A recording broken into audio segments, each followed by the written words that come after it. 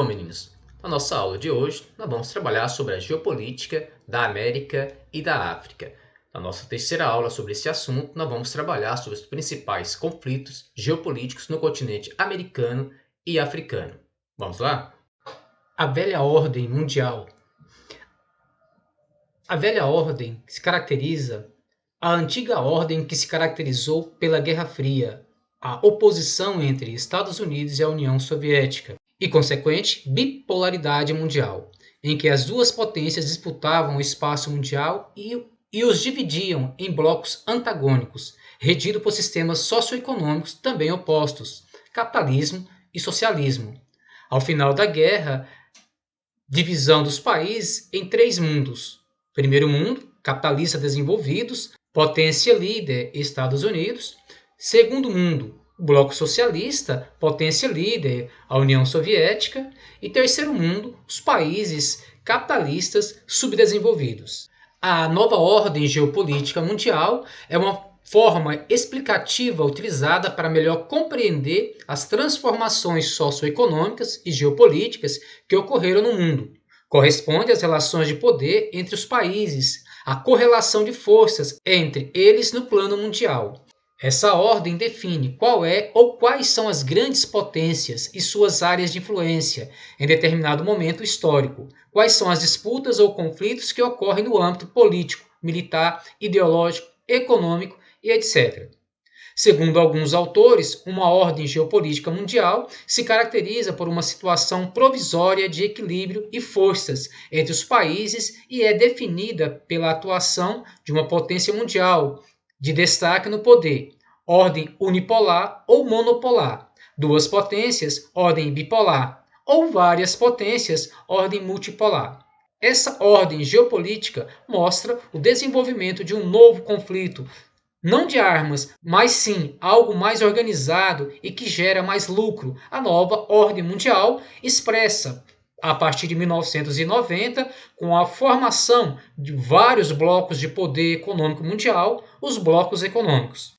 O papel da África na nova ordem mundial. O fim da Guerra Fria teve impactos consideráveis no continente africano.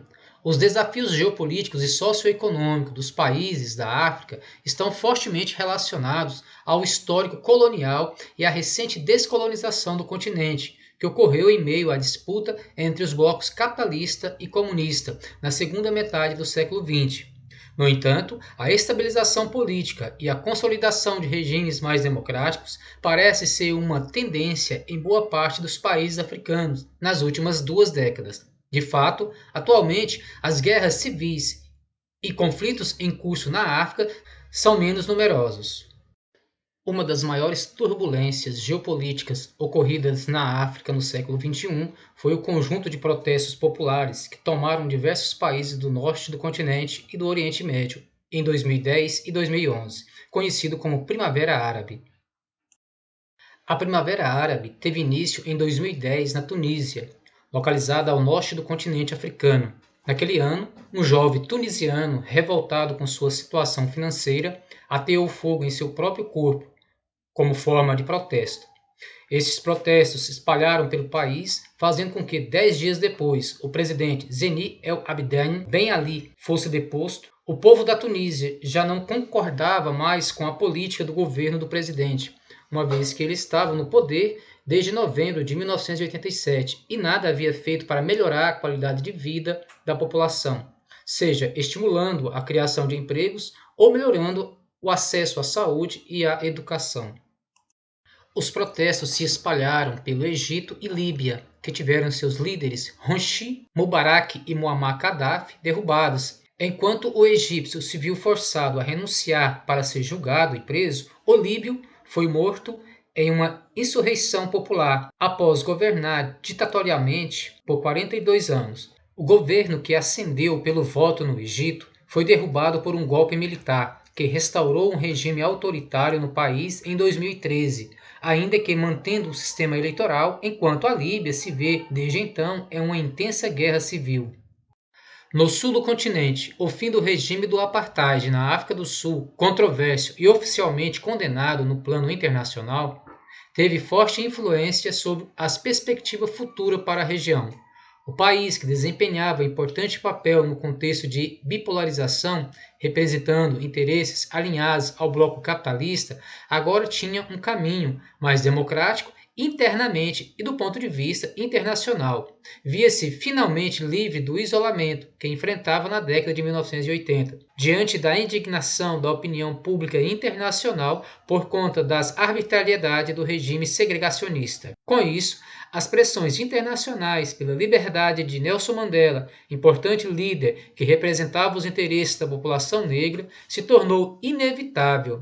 Em fevereiro de 1990, após 27 anos de prisão, Mandela foi libertado, fato que foi o primeiro passo para as transformações que ocorreriam nos anos seguintes. Em especial, após a eleição do líder popular à presidência do país em 1994, quando iniciou seu mandato, que foi até 1999, e decretou o fim definitivo do regime. O fim do apartheid significou também o fim dos bantustões. Eles foram a mais radical experiência territorial imposta por esse regime de segregação racial contra a população negra da África do Sul. O governo apresentava dificuldades de controle sobre as townships, imensas favelas que se desenvolveram no entorno das principais cidades sul-africanas. Nesses lugares era organizada a resistência da população negra contra o apartheid. Muitos negros foram, portanto, direcionados a diversos bantustões estabelecidos no país. Neles viviam em ambientes desprovidos de qualquer infraestrutura,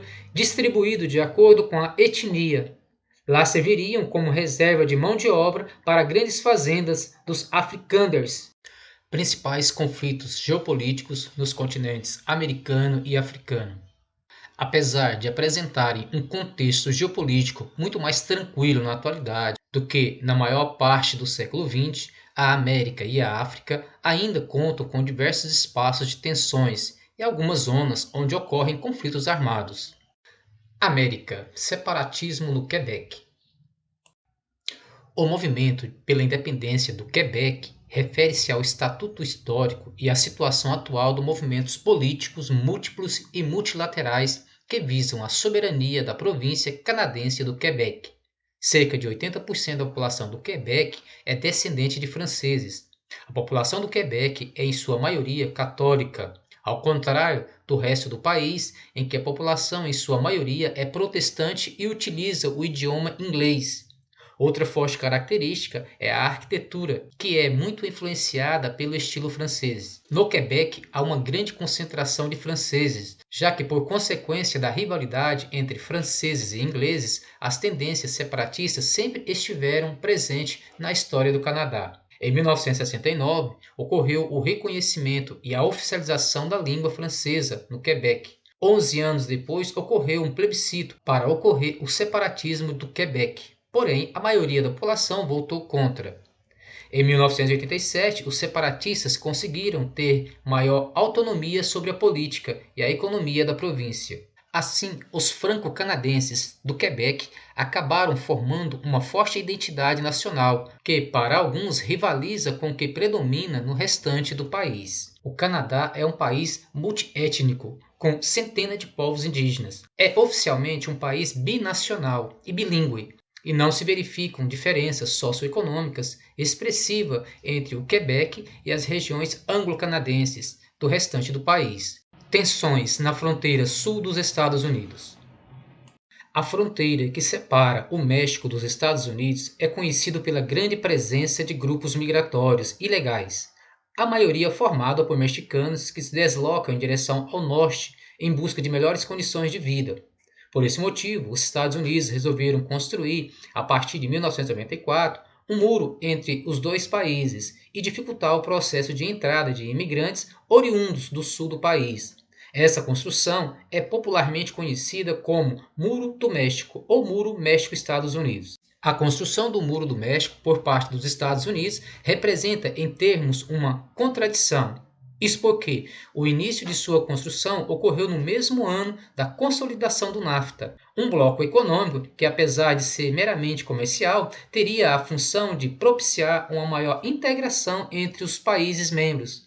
A ascensão de Donald Trump ao governo estadunidense trouxe mais instabilidades sociais em uma região já marcada por elevada tensão geopolítica, a fronteira entre o México e os Estados Unidos. Entre as questões que trazem preocupações de ambos os lados são a imigração ilegal pela fronteira, contando com redes de tráfico humano, a atuação de organizações mafiosas com a ramificação em ambos os lados da fronteira, que controla não apenas o tráfico humano, mas também o de drogas, armas e outras mercadorias clandestinas, a violência imposta por milícias que agem em território estadunidense, tentando coibir a imigração ilegal por conta própria, alegando que a Polícia Fronteira dos Estados Unidos não atua de forma eficiente, e entre outros. Os cartéis de narcotráficos presentes no México o tornaram um dos países mais violentos de toda a América. O ano de 2017 foi considerado o mais violento já vivido no país, com mais de 25 mil assassinatos.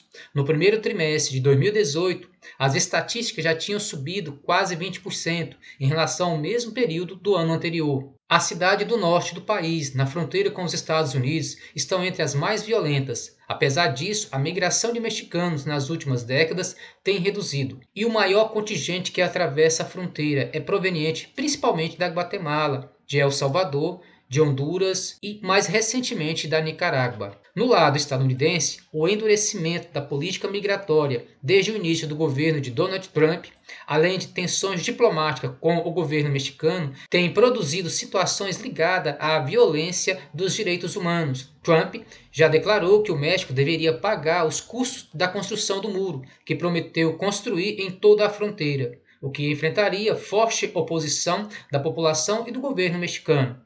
Um exemplo ligado à questão dos direitos humanos foi a aprovação de uma medida que transferia para presídios federais os imigrantes em situação irregular, separando pais de seus filhos, muito ainda de pouca idade. Em 2018, a imagem de crianças em gaiolas e abrigos sem condições adequadas em situações de vulnerabilidade impactou não apenas o estadunidense, mas a comunidade internacional. Sob intensa pressão, Trump se viu forçado a recuar da medida e cedeu após alguns dias. Farc e as tensões na Colômbia.